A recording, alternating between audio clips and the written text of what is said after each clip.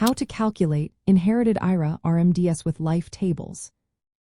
When you inherit an IRA, the IRS requires you to take required minimum distributions based on your life expectancy, which is determined using specific life expectancy tables.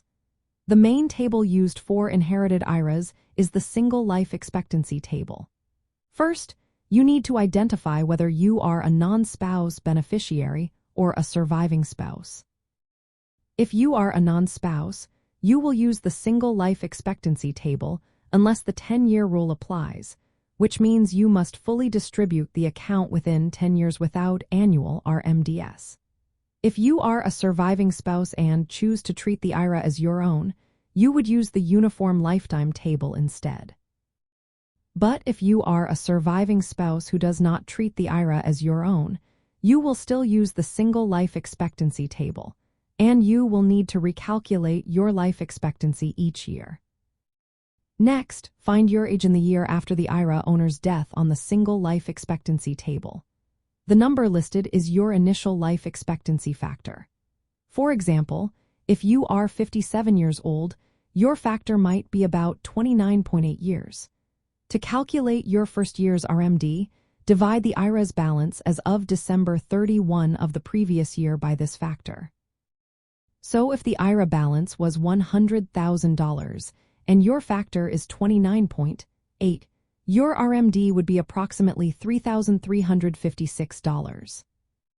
For subsequent years, you generally subtract 1 from your previous year's life expectancy factor. This means if your initial factor was 29.8, the next year it becomes 28.8, then 27.8, and so on. You then divide the IRA balance at the end of each year by this new reduced factor to find the next year's RMD. If you are a spouse using the single life table, you will recalculate your life expectancy each year based on your new age, which can slightly change your RMD amount. Remember, RMDs are the minimum amount you must withdraw and are taxed as ordinary income. You can always take more if you want, which might help with tax planning or cash flow needs. Knowing how to do these calculations helps you plan your retirement income better and stay compliant with IRS rules. It also allows you to manage your taxes and distributions smartly over time.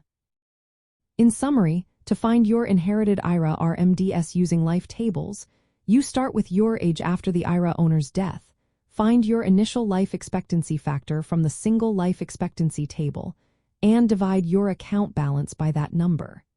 Each year, adjust the factor by subtracting 1, unless you are a spouse recalculating, then divide your year-end balance by the new factor.